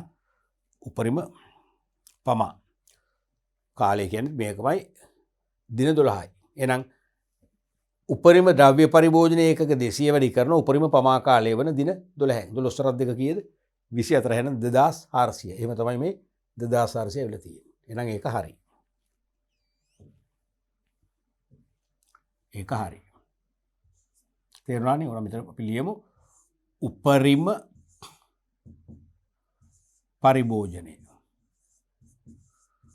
උපරිම පරිභෝජනය වැඩි කිරීම උපරිම පමා කාලය. එහෙම තමයි හොයලා තියෙන්නේ. මතක දැන් ලේසියිනේ. ඔව් එතකොට අවමතක මට්ටම. අවමතක මට්ටම අපි මුලින්ම බලමු හොයන ක්‍රමය. අවමතක මට්ටම හොයන්නේ යලි ඇනවුම් තොග මට්ටම. පිටින් ලියනකො යෑමා කියලා අඩු කිරීම. අඩු කරනවා නිතරම අවමතක මට්ටමේදී ගන්න සාමාන්‍ය පරිභෝජනයේ සාමාන්‍ය පමා කාලය. එහෙම මතක තියාගන්න. උපරිමතක මට්ටමේදී ගන්න ඒක ඔපොසිට් එක. ඒ කියන්නේ අවම පරිභෝජන අවම පමා කාලය. තේරෙනවද? උපරිමතක මට්ටම තියෙන මේකෙදි ගන්නේ නිතරම ඒක අනිත් පැත්ත. අවම. මතක තියාගන්න උපරිමේදී ගන්න අවම. අවමතක මට්ටමේදී ගන්න සාමාන්‍ය. තේරෙනවද? එහෙනම්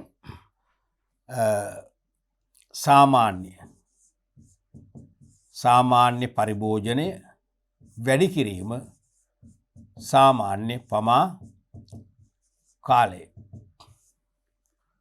එහෙනම් යලි ඇනවුම් මට්ටම දැන් අවිල්ල තියෙනවා 2400ක්. මේ තියෙනවනේ. ඒ 2400න් අඩු කරනවා මේ දෙක වැඩි කරලා. එන උත්තරේ. සාමාන්‍ය තොග පරිභෝජනය කීයද?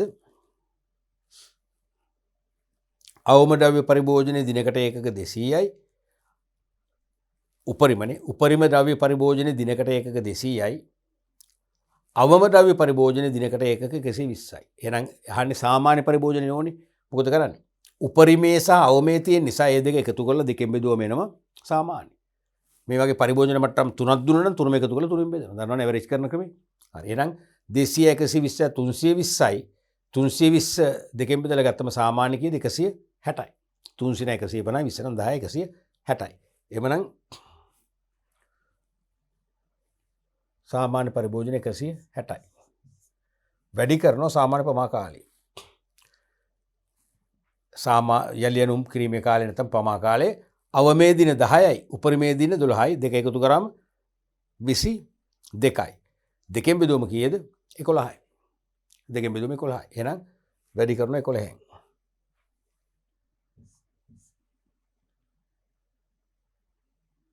11න් වැඩි කරාම එනවා 11 බිංදුවයි 11 6 66යි 11 1 11යි 6යි 17යි 2400 බිංදුවෙන් බිංදුවක් ගියා 10න් 6ක් 4යි 10න් 6ක් 4යි 13න් 7ක් 6යි හරිනේ 640යි. ඊට පස්සේ උපරිම තොග මට්ටම මතකද? උපරිම තොග මට්ටම හොයන්නේ කොහොමද? මම මෙතන ලියන්නම්.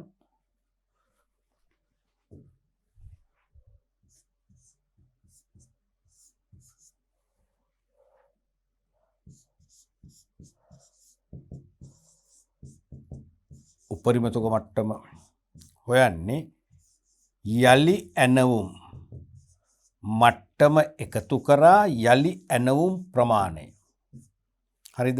ඒ දෙකෙන් අඩු කරනවා නිතරම උපරිම තොගයේදී ගන්නේ ඒක ඔපොසිට් එක මොකද්ද? උපරිම තොගය න අවම පරිභෝජනය. අවම පරිභෝජනය වැඩි කිරීම අවම පමා කාලය. එහෙමනම්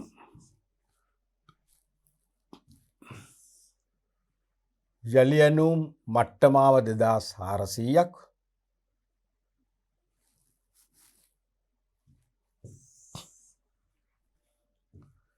යලියනුම් මට්ටමාව 2400ක් යලියනුම් ප්‍රමාණය මේකේ දීලා තිබුණා තියෙන 1600ක්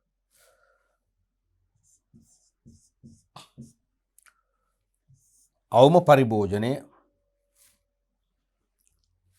අවම ද්‍රව්‍ය පරිභෝජනය 120යි අවම පමා කාලේ දින 10යි එන 120 වැඩි කිරීම දින 10යි 120 වැඩි කිරීම දින 10යි ඒ කියන්නේ 1200යි මෙතන 0.2යි 6 4යි 10 එකක් ඉතුරුයි 2යි 4000යි 4000න් 1200ක් ගියාම කීයද 2800යි එහෙම තමයි මේ 2800 අරන් තියෙන්නේ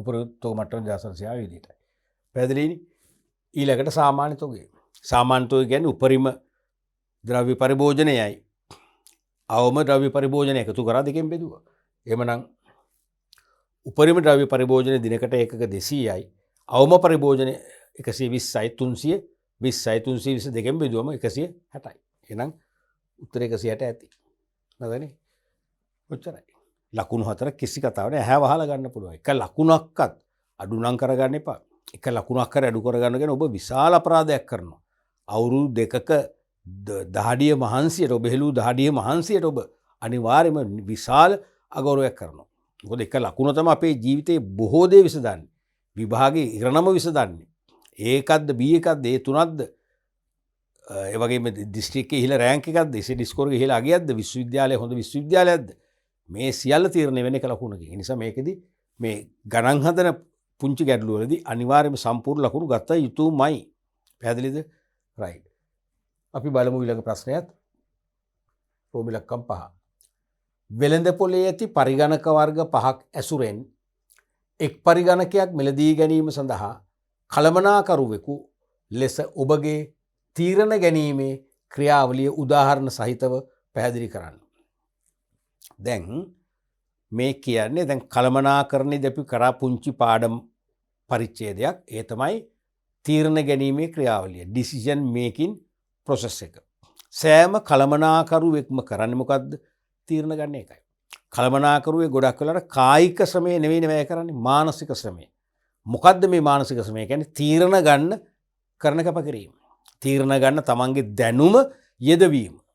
තීරණ ගන්න තමන්ගේ මොලේ වෙහසක්, කය වෙහස නෙවෙයි මොලේ වෙහස තමන්ගේ දැනුම භාවිතා කිරීම තමයි මේ මානසික ශ්‍රමය කියලා කියන්නේ මෙතන.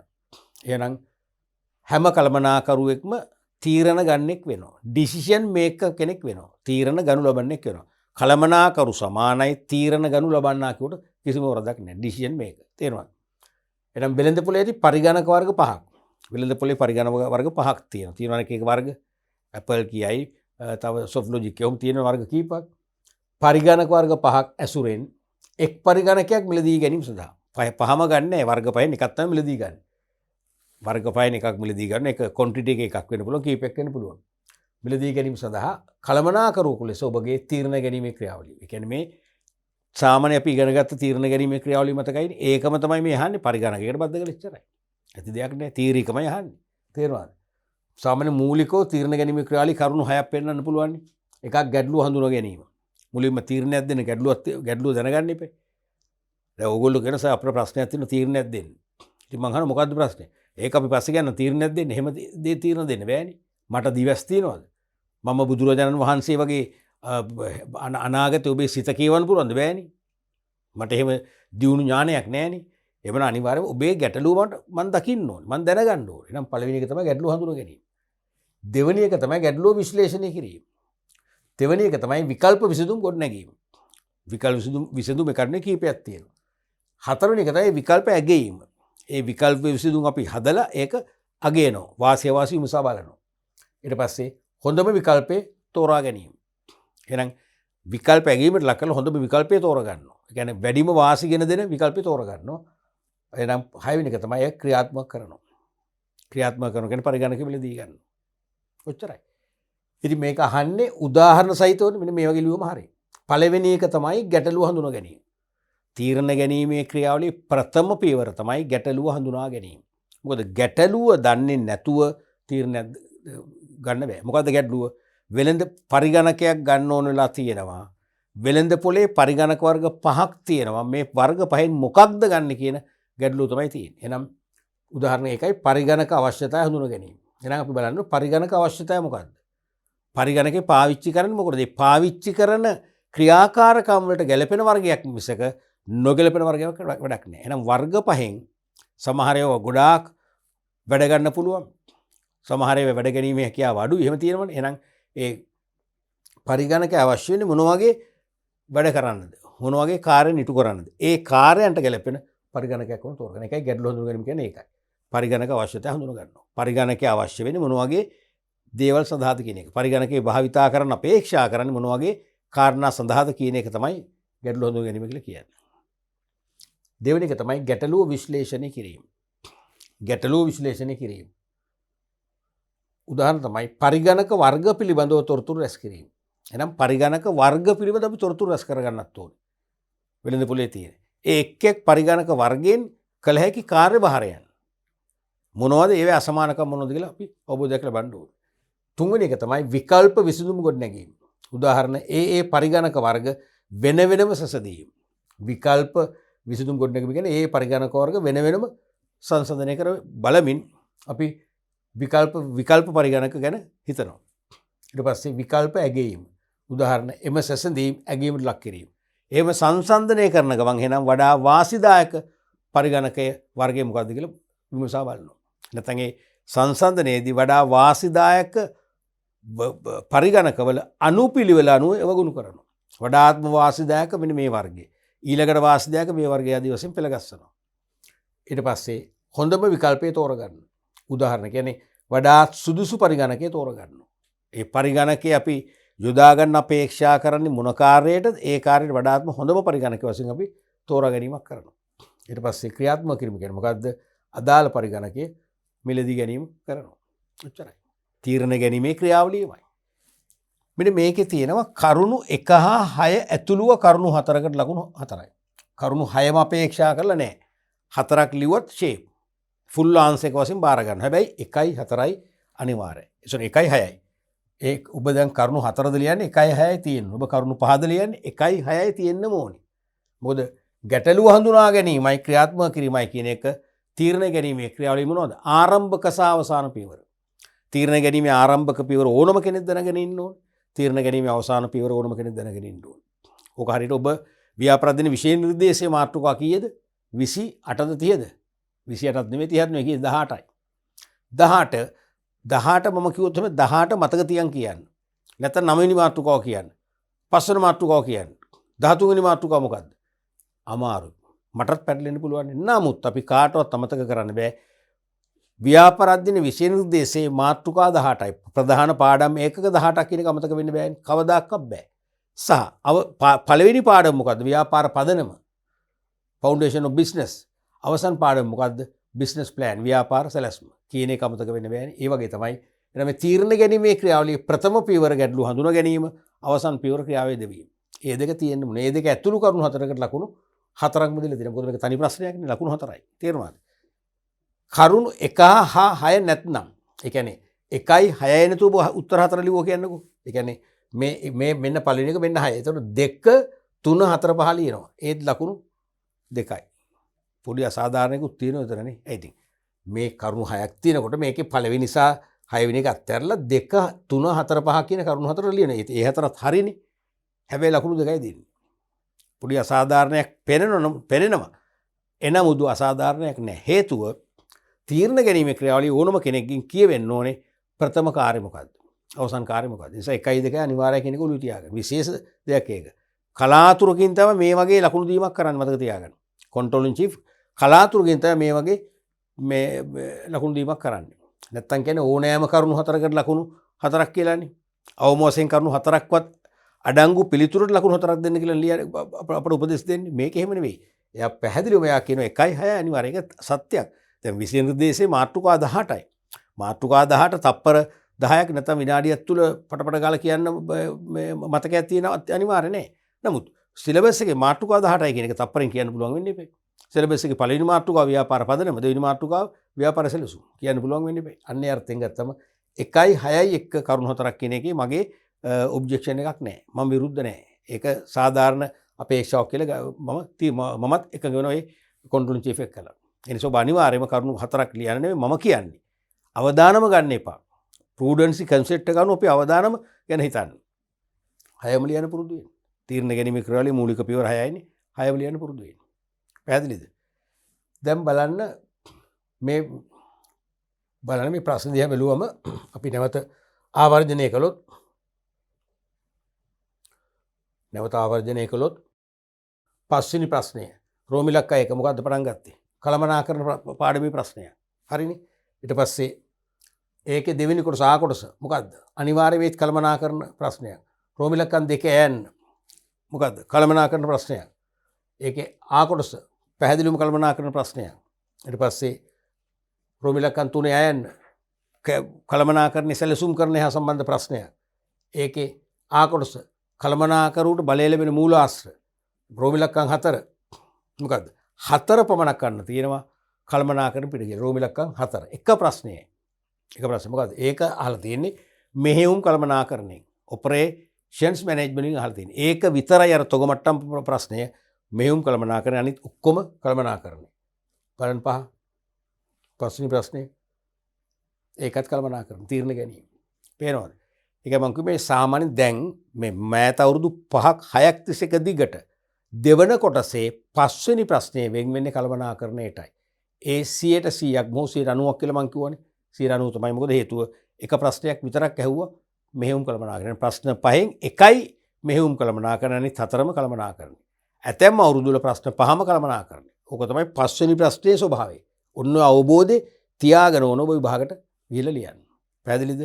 හොඳයි. අපි අද පාඩම් පරිච්ඡේදයේනොත් 2021 කියන්නේ ගිය අවුරුද්දේ විභාග ප්‍රශ්න පත්‍රයේ දෙවන ප්‍රශ්න පත්‍රයට අදාළව දෙවන කොටසේ එනම් පළවෙනි ප්‍රශ්නේ නම් පස්වෙනි ප්‍රශ්නය වශයෙන් එන ප්‍රශ්නේ.